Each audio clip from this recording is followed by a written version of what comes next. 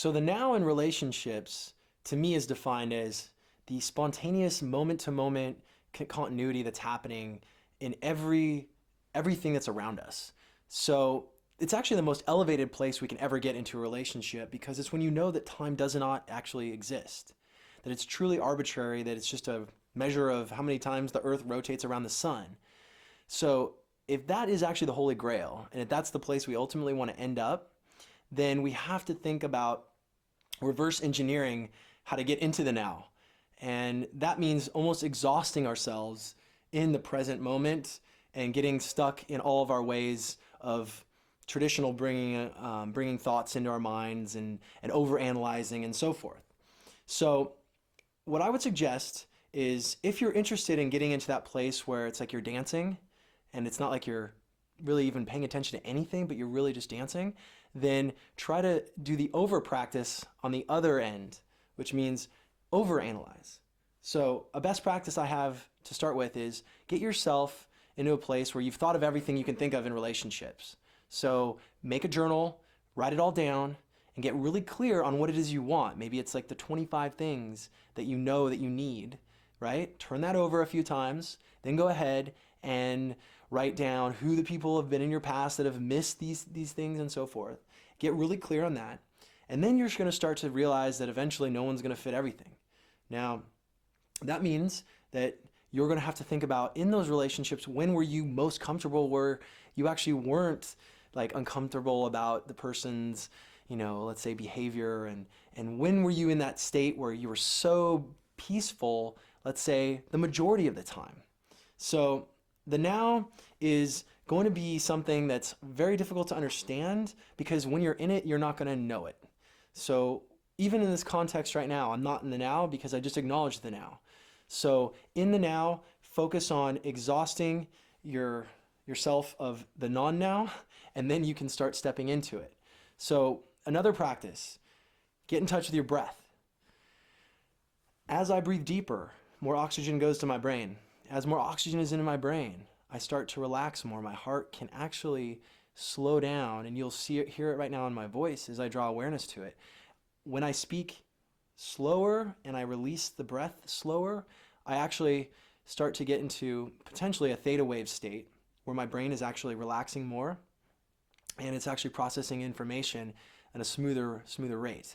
So focus on your breath. Deep breaths as much as you can, especially when you get stuck, and that will, for a moment, take you into the now, because when you're breathing, you can't be thinking. Well, most of the time. So start with your breath, own it as much as you can in your daily interactions. Don't just think you have to breathe behind closed doors. If you're in front of somebody and you need to turn around and take a deep breath, do it. But focus on your breath. So after analyzing and getting all that junk out of your head and you've spewed it all out on paper, and you've turned it over a few times and realized that nobody's ever going to be perfect, and then you've gotten to your place with your breath and you're in tune, start feeling the emotions that come into you moment by moment. So own those emotions, name those emotions. If, for instance, right now I'm feeling warm, try and understand why would I be feeling that? So is it only in the left side of my body? Is it in my feet? Is it in my head? Is it in my chest? Try to really get into naming the feelings and the sensations, because once you've got those down, you're now starting to work on a muscle that will get you more tuned in to the actual spontaneity of that moment. And yes, you're going to be thinking, if you're asked if you're thinking that you're feeling sad, or you're feeling a little bit boisterous, or you're feeling a little lonely, or you're feeling a little bit ridiculous. The idea is try to get clean with your emotions, name them, and then you can actually turn to guides like Chinese medicine for best practices of understanding why those emotions are actually occurring in you. So for instance, if you're, let's say, afraid a lot, you might be holding on to some fear. So there's certain organs that correspond in your body to fear. And so you want to understand what those are, and maybe you want to even add different things to help give yourself the proper nutrition to help in that area, and start developing an awareness of who in your life is bringing up more fear, in your life, whether it's a parent or a brother or it's a coworker, and understanding that that's actually rubbing off on you. So those are 3 practices. Again, overanalyzing is a good thing to the point where you've got it all out of your head. You got it down on paper. It's done. You can get back to it every once in a while if you ever need to.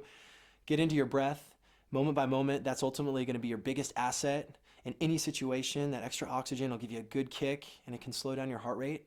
And then third, focus on naming your emotions, feeling your body, feel all the sensations, and just start naming them so that you're in tune with where you are in that exact place. And ultimately, that will start helping you with other people, because if you're going to get into that flow and that dance, you have to be really comfortable with where you are exactly right now.